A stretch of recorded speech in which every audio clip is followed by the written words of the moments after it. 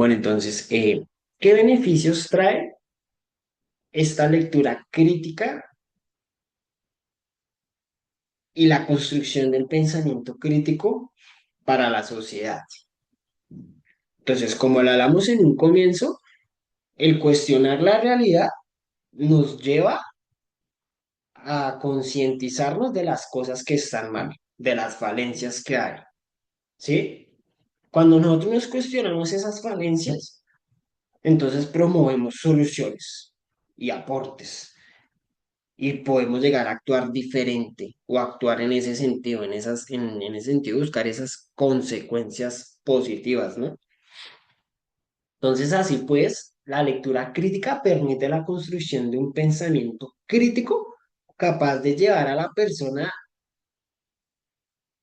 o sea, capaz de que la persona se vea inmersa en esa sociedad, pero entonces desde un rol activo, ¿sí? Porque la persona que está pensando críticamente está teniendo una consecuencia sobre su práctica, sobre sus acciones.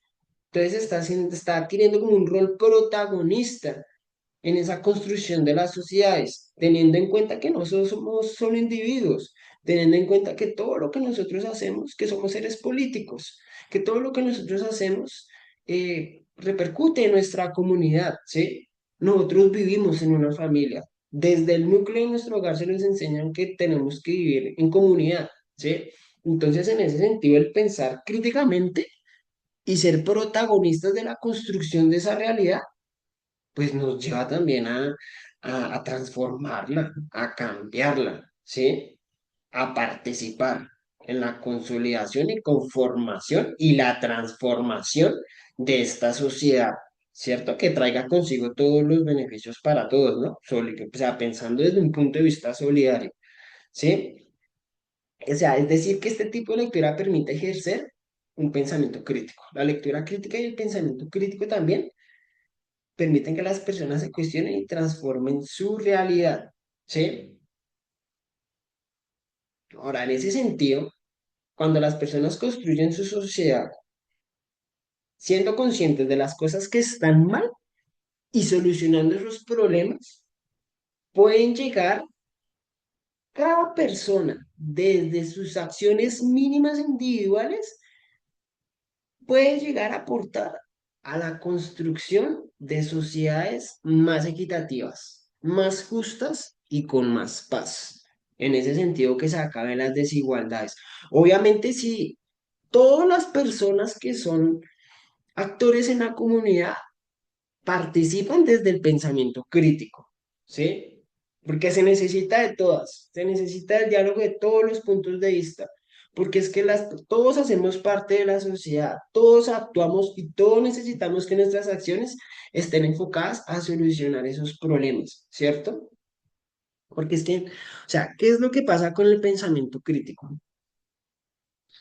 Para pensar críticamente se necesita ser autónomo, se necesita el uso de habilidades, de autonomía, ¿sí? ¿Qué sería la autonomía? La autonomía sería como la capacidad que tiene una persona para pensar por sí misma, para tener un pensamiento propio. Cuando yo pienso propiamente por mí, para mí, soy autónomo. Cuando yo soy autónomo y pienso para mí, empiezo a hacer un ejercicio crítico, porque empiezo a cuestionar qué me sirve, qué no me sirve, qué es positivo para mí, qué es negativo para mí. ¿Sí? Cuando yo pienso críticamente y soy autónomo, entonces estoy construyendo en mí un ser responsable, ¿cierto? Porque es que, ¿qué es lo que pasa? Cuando yo pienso autónomamente por mí, y me empiezo a pensar críticamente. Cuando pienso críticamente, empiezo a llegar a la conclusión de lo que las consecuencias en las que repercuten mis actos, ¿cierto? Pues porque el pensamiento crítico es práctico. Cuando yo cuando yo pienso sobre,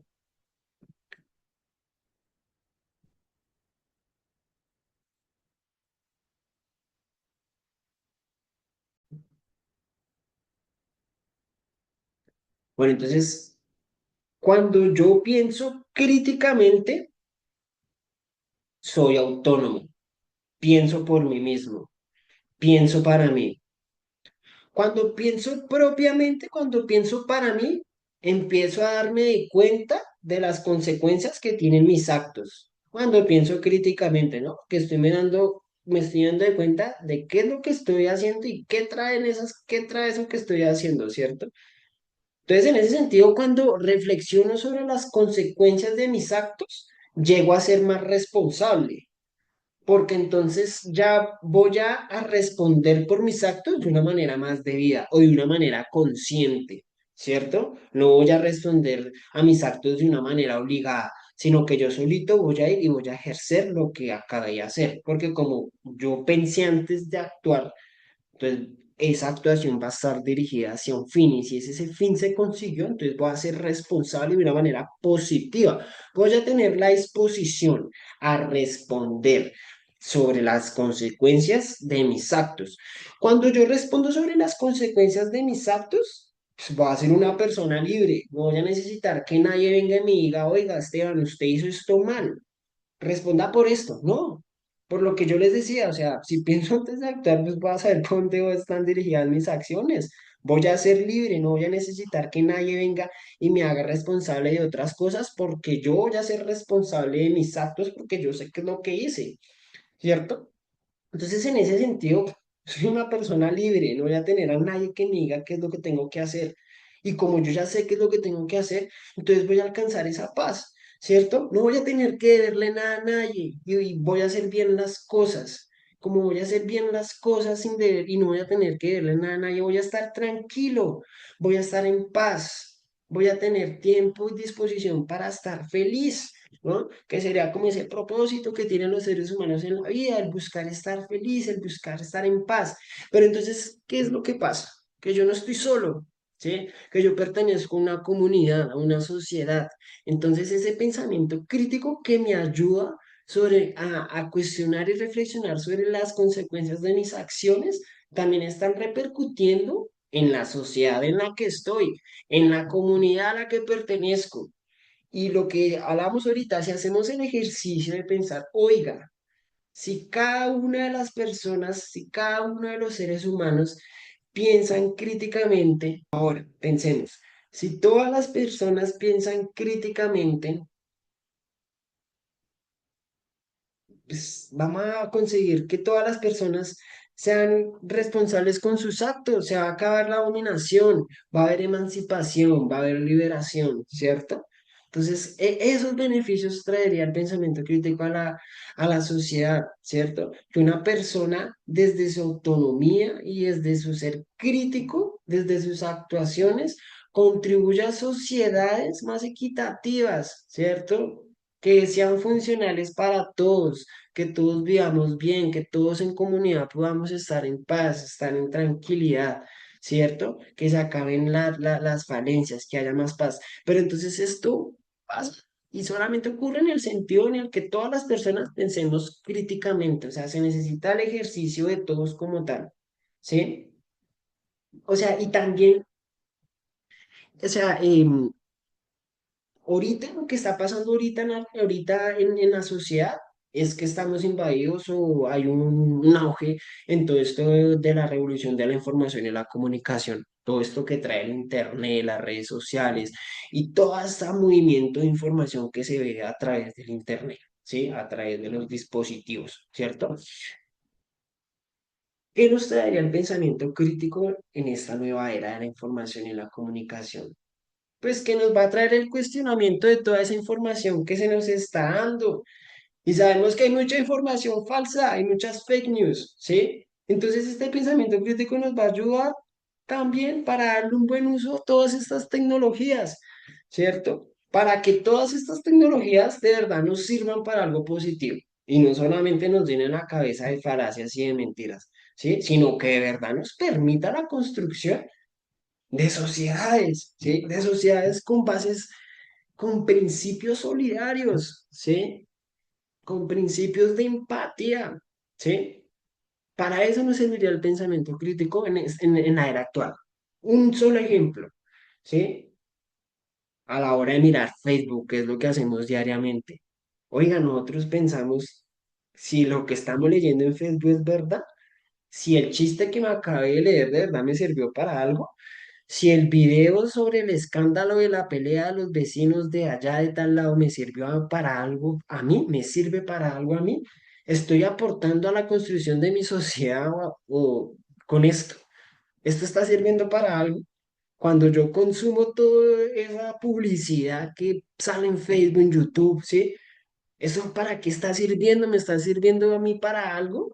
¿Me está contribuyendo positivamente para mí en algo? ¿O para los míos? ¿Para mis cercanos? Entonces, para eso nos serviría el pensamiento crítico, para cuestionar, ¿cierto? Toda esta información y para desarrollar información nueva, para promover información buena, información verídica, información con argumentos sólidos, ¿sí? Con argumentos pensados desde el raciocinio, que tengan principios sólidos, enfoques que no me puedan desmentir, ¿sí? Que no existan falencias, que no existan falacias en todos estos argumentos que se planteen. ¿Cierto? Bueno, entonces, estos serían los beneficios que traería el pensamiento crítico y, o sea, la conexión que tendría con la solución o con el aporte a los objetivos de desarrollo sostenible, ¿cierto? Pero entonces, ¿qué es lo que pasa? Que